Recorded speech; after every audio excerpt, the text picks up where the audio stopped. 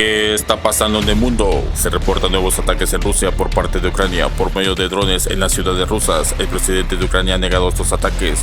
Rusia ya mencionó que Ucrania sigue insistiendo en cruzar la línea roja, pero lo que no dice que ellos mismos lo han hecho desde que tomó la decisión de invadir a Ucrania. Las consecuencias de estos ataques en territorio de Rusia serán graves, ya que estos drones son suministrados por la OTAN y los aliados. Todavía no han visto todo el poder que tiene Rusia. Mutuamente se están atacando entre sí, Rusia y Ucrania, y se echan la culpa uno contra otro. Así sucedió con la represa de Ucrania que Rusia destruyó para desestabilizar el avance de Ucrania en la contraofensiva, pero veremos cómo evoluciona este conflicto. Esperemos que no llegue a escala mundial, porque ya más países se están involucrando en esta guerra. Con esto la situación en la zona se pone más tensa, pero estaremos informando. Escuchemos.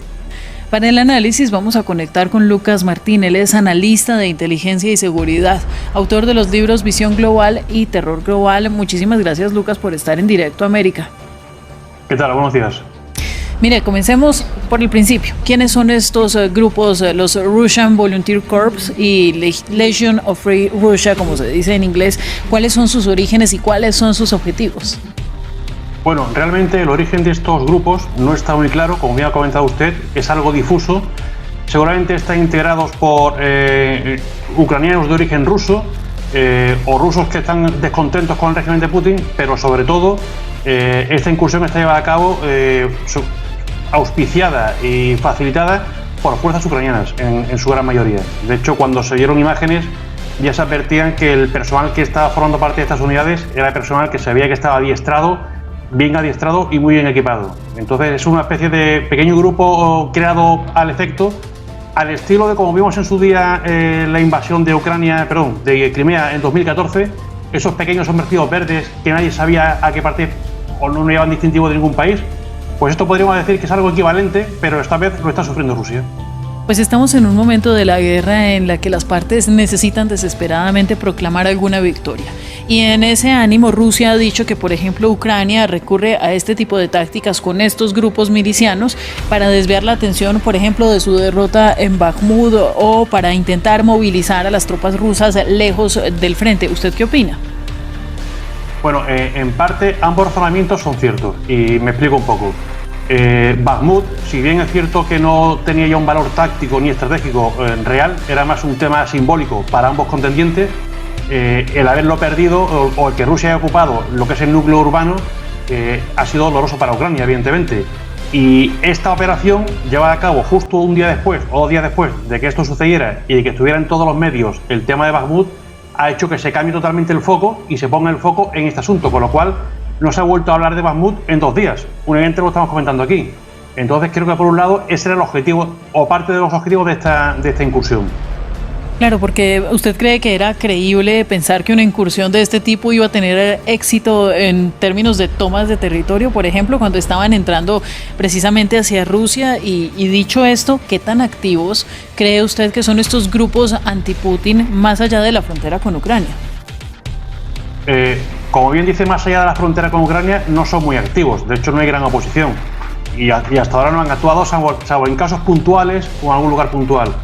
Pero lo que sí es cierto es que esta operación también cumple la finalidad de crear incertidumbre en el bando ruso, porque realmente el que se ha atacado a la frontera directamente de Rusia con Ucrania está duplicando los kilómetros de frontera a cubrir por parte de Rusia. Y el éxito, tampoco hay que esperar grandes operaciones militares porque no tiene fuerza Ucrania para entrar en Rusia y ocupar un terreno permanentemente. Pero una incursión como esta de 24 horas o 48, en el cual incluso han derribado un helicóptero, capturan 2 o 3 vehículos y crean este pequeño caos, pues imagínense si esto comienzan a hacerlo día sí, día también, en pequeños puntos. Pues la incertidumbre y la necesidad de Rusia de cubrir esa frontera se multiplica, con lo cual consiguen tener un objetivo bastante interesante. Pues mire, de acuerdo a lo que usted me dice, ya no sería creíble pensar que Ucrania, como ha dicho, no tuvo nada que ver con estas incursiones dentro del territorio ruso, y además hay medios de comunicación que informan que de hecho estos grupos operan bajo el ala de la inteligencia ucraniana. Esto lo han reportado múltiples agencias. Y aquí le pregunto, ¿cómo sería esa relación entre estos grupos o su papel en medio de la guerra? Porque el Washington Post los ha relacionado con ideas neonazis, con una ideología de extrema derecha. ¿Cuáles serían entonces sus papeles dentro de este conflicto? Bueno, creo que, como suele ser en estos casos, la respuesta más simple es la más acertada o la más cercana a la verdad, ¿no? son grupos compuestos en parte por fuerzas ucranianas, fuerzas regulares o fuerzas de parte de la Fuerza de Defensa de Ucrania. No dudo que haya voluntarios también que han alistado en estos grupos. Y evidentemente esto está dirigido y orquestado desde el Estado Mayor de la Defensa ucraniano. Tiene todo el sentido. Como he dicho antes, obliga a Rusia a cubrir más kilómetros de frontera, a detraer fuerzas, crea una sensación de intranquilidad y de vulnerabilidad en parte de la población rusa y además en cada incursión pues pueden tener un cierto éxito capturando vehículos, destruyendo algún vehículo, derribando algún avión, con lo cual es evidente que es una maniobra más de las fuerzas ucranianas totalmente legítima, por cierto. Mire, el jefe del grupo Wagner, Yevgeny Prigozhin, cada tanto hace declaraciones que son incendiarias y que atacan incluso al gobierno ruso de Vladimir Putin.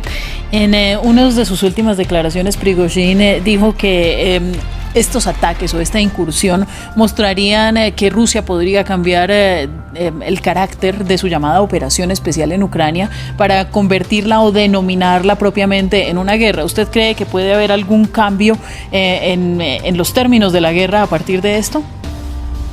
Fíjese que creo que ese es precisamente un paso que Vladimir Putin debería, en teoría, tal como se ha desarrollado la guerra, debería haber dado si realmente quisiera movilizar a todo su ejército, pero que no se atreve a darlo por las consecuencias sociales internas que puede tener. Hay que recordar que si se declara estado de guerra, entonces ya es cuando tendría las manos libres para desplazar a la zona de combates a soldados de reemplazo, cosa que ahora mismo no puede hacer.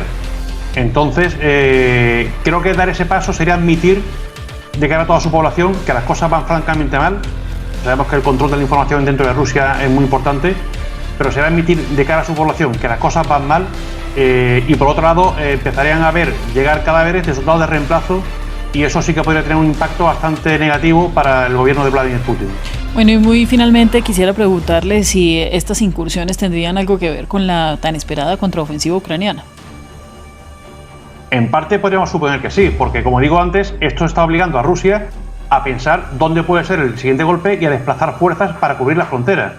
No obstante, es una frontera inmensa, creo que recordar que son entre 800 y 1000 kilómetros, por lo tanto, cubrir todo eso es imposible. Siempre va a haber posibilidad de que alguien la cruce y lleve a cabo este tipo de acciones, pero evidentemente va a obligar a Rusia a replantear su despliegue y tener unidades preparadas para reaccionar en caso de que ocurra algo similar en otro punto. La situación geopolítica en el mundo está muy difícil. Se reportan nuevos ataques en Rusia por parte de Ucrania por medio de drones en las ciudades rusas. El presidente de Ucrania ha negado estos ataques. Rusia ya mencionó que Ucrania sigue insistiendo en cruzar la línea roja, pero lo que no dice que ellos mismos lo han hecho desde que tomó la decisión de invadir a Ucrania. Las consecuencias de estos ataques en territorio de Rusia serán graves, ya que estos drones son suministrados por la OTAN y los aliados. Todavía no han visto todo el poder que tiene Rusia. Mutuamente se están atacando entre sí, Rusia y Ucrania, y se echan la culpa uno contra otro. Así sucedió con la represa de Ucrania que Rusia destruyó para desestabilizar el avance de Ucrania en la contraofensiva, pero veremos cómo evoluciona este conflicto. Esperemos que no llegue a escala mundial, porque ya más países se están involucrando en esta guerra.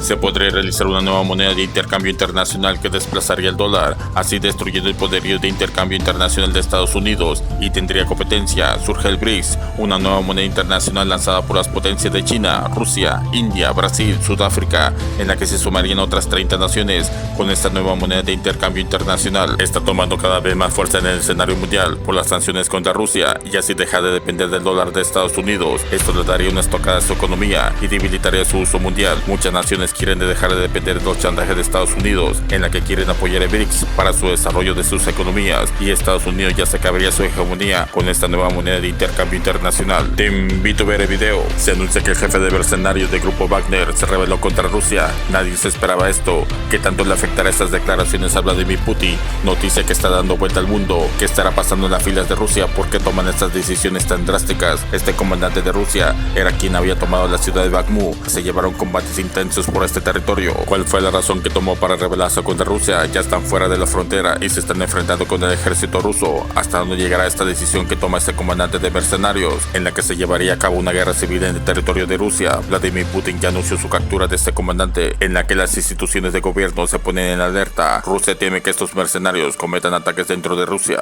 No te pierdas próximos videos, suscríbete y escribe tus comentarios cómo ve la situación y activa la campanita. Gracias.